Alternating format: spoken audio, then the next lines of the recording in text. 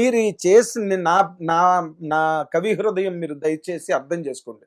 మీరు కూడా కవి కాబట్టి నేను ఎవరిని అనట్లా. మీ రాష్ట్రం అని మీరు ఏదైతే చెప్పుకుంటున్నారో తెలంగాణ మహారాష్ట్రమే కదా, అదే కదా మహారాష్ట్రమే. ఇప్పుడు మన రాష్ట్రం, మీ రాష్ట్రం కాదు మన రాష్ట్రం. మీరే అంటారు కదా మరి మన రాష్ట్రం అని కదా, మా మా మా మా అని అంటున్నారు కదా. అవును, మా అన్నప్పుడు అనండి మీరు మన రాష్ట్రమే అనండి. చెప్పండి.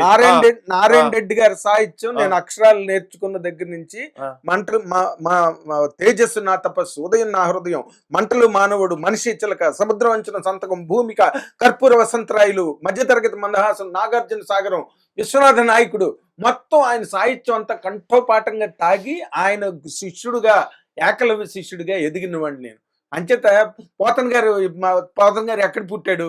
మా సరివాడవా మా పాప గొనిపోవ, ఎందు పుట్టితు ఏది వంశంబు, వసుదేశుడు కావు వావి లేదని రాసిన భాగవతం పోతన్ గారు ఎక్కడ పుట్టాడు? మరి అవన్నీ చదువుకుని పెరిగిన వాళ్ళమేనా ఇక్కడ? బాల రసాల సాల నవపల్లవ కోమల కావ్య కన్యకను కూలలకిచ్చి ఎప్పడ కూడు భుజించండి. కందములకవు నేను తార్పుడులకు అమ్మ అని కూడా అన్నాడు కదా, ఆ సాహిత్యం పుట్టినట్టు గడ్డ కదా. మరి అమ్మినోళ్ళ గురించి మన తెలంగాణ మనదే మనదే మనదే, దానిలో డౌటే లేదు. నేను అందుకే మిమ్మల్ని ఒక మాట అడుగుతున్నా. మీరు మీ ఇక్కడ ప్రాంతంలో మీరు ఇంత పోరాట యోధులు ఉండి, ఇంత ఘర్షణ వీరులు, సంగ్రామ సమరాంగణ సార్వభౌములు ఇక్కడ ఇంత మంది ఉండి, మీకు కావలసిన కవులు, కళాకారులు, గాయకులు, సంఘ సంస్కర్తలు, పోరాట యోధుల తాలూకు విగ్రహాలు పెట్టుకోవడానికి మీరు చేసుకోలేక సిగ్గు తెచ్చుకోవాలి. రేవంత్ రెడ్డి గారు విన్నారు కదా, మాట్లాడని సిగ్గు తెచ్చుకోండి. ఎవరిని అంటారు?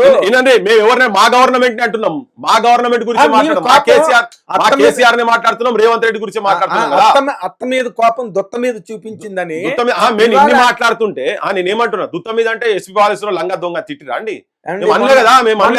సురేందర్ రాజు ప్రెస్ క్లబ్ లో అవునండి, కసితోని మాట్లాడిండ్రు. మీరు కూడా వినండి ఎందుకు వినండి మీరు ఏం మాటలు మాట్లాడుతున్నారు తెలుసా అండి? ఆంధ్ర మీరంటే వదిలేసేయండి. ఆంధ్ర ప్రాంతంలో ఉన్నటువంటి అహంకార ధోరణిలో ఉన్నటువంటి వాళ్ళ మెసేజ్లు చూసి ఆ భాష మాట్లాడే పరిస్థితికి వస్తున్నది. ఒకరొకరు ఎట్లా మాట్లాడుతున్నారు అనుకుంటారు? అరే మీకు అన్నం తినొస్తుందా? మీకు వ్యవసాయం చేయొస్తుందా? మీకు భూగర్భమున నిధులు, పొంగిపారెడు నదులు, శృంగార వనతత్వముల బంగారముల పంట, నా తల్లి తెలంగాణ రా, నిలువెల్ల నందనోద్యానము రా అని ఎప్పుడో రాసిన మా రావర వెంకటరామారావు గారు రాసినటువంటిది ఆ సాహిత్యం ఉన్నది. బొగ్గు ఇనుముల గనులు పుష్కలమ్ముగ గలవు తెలంగాణ సీమలో, వెలుగునోయి రత్నాలు అభివృద్ధికి ఇచ్చటంతో అవకాశం ఉన్నదోయ్, అందుకే ఆంధ్రులకు ఆశ మిండైపోయాని కలపక ముందు రాసినటువంటి సాహిత్యాలు ఇక్కడ ఉండి మాది మాకు ఉన్నాక ఇప్పుడు ఏం మాట్లాడుతున్నారు? మీకు అన్నం పెట్టి తినుడు మేమే నేర్పించినాం, వ్యవసాయం మేమే నేర్పించినాం, మేము హైదరాబాద్ ఖాళీ చేస్తే మీకు బతుకులే ఉండయి, అసలు తెలంగాణలోకి సంస్కారమే లేదు, మీది భాషనే కాదని అడ్డగోలుగా నేను మాట్లాడుతుంటే మీలాంటి వాళ్ళు మరి అడ్డుపడి ఉన్నారు కదా, ఎవరు అటువంటి భాష మాట్లాడద్దని. మేము లేవనెత్తిన అంశాలు, నేను మొదటి రోజు కావచ్చు దాదాపు 4-5 రోజులు నేను లేవనెత్తిన అంశాల మీద ఒక్కరు మాట్లాడతలేరు. పైడి జరాజ్ గురించి మాట్లాడతారు, మీరు మాట్లాడుతున్నారు మొట్టమొదటిసారి, కానీ వీళ్ళు ఎవరి గురించి ఎవరు మాట్లాడతలేరు కదా. ఆ చర్చ అటుపోయేది పోయి తెలంగాణలో మళ్ళా గదే ముచ్చట్లు, బూతు సాహిత్యము, వీళ్ళకి ఏం జీవితం బతక శాత కాదు, వీళ్ళకు తిన్నది అరగ శాత కాదు, వీళ్ళకు ఏమైనా దీని మీద పట్టుకొని కూర్చుంటారు. ఈ భాష ఏందండి? ఇది ఎక్కడిదండి? ఎంత అవమానంగా, ఎంత ఘోరంగా, ఎంత నీచంగా మాట్లాడుతున్నారంటే వాట్సాప్ లో అట్లా మెసేజ్లల్లా ఎంత ఘోరం. ఒక్కొక్క ఇంటర్వ్యూ మీద నన్నైతే అమ్మనా బూతులు తిడుతున్నారు. ఎదిగిన ఓడోడైతే మెసేజ్లు పెడుతున్నారు, వీని కొడితే 10,000 రూపాయలు ఇస్తాం, 20,000 రూపాయలు ఇస్తాం. అవన్నీ చూసిన తర్వాత ఈ ప్రాంతం వాళ్ళకు ఉల్లు మండుతుంది. కాదు సార్, నేను అంటున్న మాట అదే. ఇందాక నేను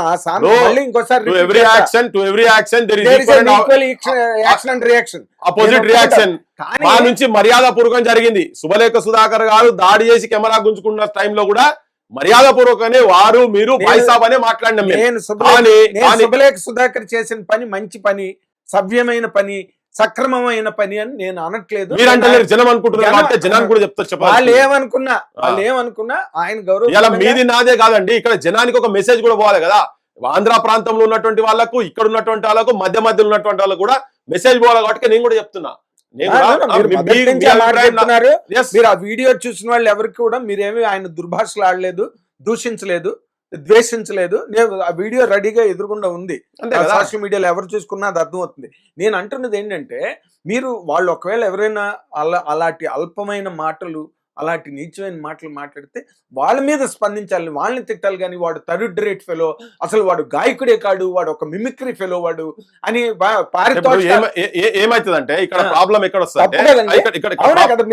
ఒక నిమిషం ఇక్కడ ప్రాబ్లం సంస్కారవంతమైన వ్యక్తి. నేను ఒకటే మాట చెప్తున్నా, ఆ చర్చ వచ్చేటప్పటికి ఏమైతుందంటే అసలే గాయాలతోని ఉన్నటువంటి తెలంగాణ ఇది అంత అడ్డగోలుగా మాట్లాడుకుంటా ఒక్కరన్నా ఈ సంస్కారం గురించి మాట్లాడేటువంటి వాళ్ళందరూ బయట ఉన్నటువంటి వాళ్ళు ఒక్కరన్నా కరెక్టే కదా, ఆ పృథ్వీరాజ్ ఒకరెవరో జర్నలిస్ట్ మాట్లాడేట నాకు చెప్పిండ్రు.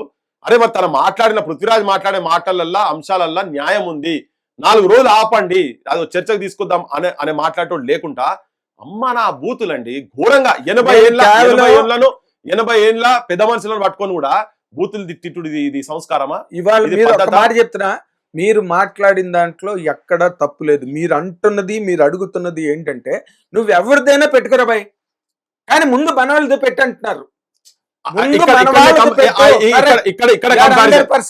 ఇక్కడ కంపారిజన్ వస్తుంది ఇప్పుడు, అందుకని అంటున్నా పల్లెటూరి పిల్లగాడ పసులగా సేమొనగాడ పాలు మరసి ఎన్నాళ్ళయ్యిందో, నువ్వు పాలు మరసి ఎన్నాళ్ళయ్యిందో, ఓ పాలబుగ్గల జీతగాడ కొలువు కుదిరి ఎన్నేళ్ళయ్యిందో అని ప్రజలకు తెలంగాణ బాల్య జీవితాలను అద్దం పట్టినట్టు చూపించినటువంటి వాళ్ళు వీళ్ళు కమర్షియల్ ఆర్టిస్టులు కాదు కదా. కాదు మరి వాళ్ళవి ఉండాలనా లేదా? వద్దని వినండి, ఏ దిక్కునున్నావో వానదేముడా, నువ్వు మా దిక్కు రావయ్యా వానదేముడా, ఉత్తరాన ఉర్రుర్రు వానదేముడా, దక్షిణాన జల్లు జల్లు వానదేముడా, మెదలు ఎత్తేదాకా నువ్వు వానదేవుడా, నువ్వు అక్కడే ఉండవయ్యా వానదేవుడు అని రాసిన ముచ్చలత్ర గారి సాహిత్యం అసంటూ వాళ్ళకు ఉండాలనా లేదా? వీళ్ళు తప్పకుండా అక్కడ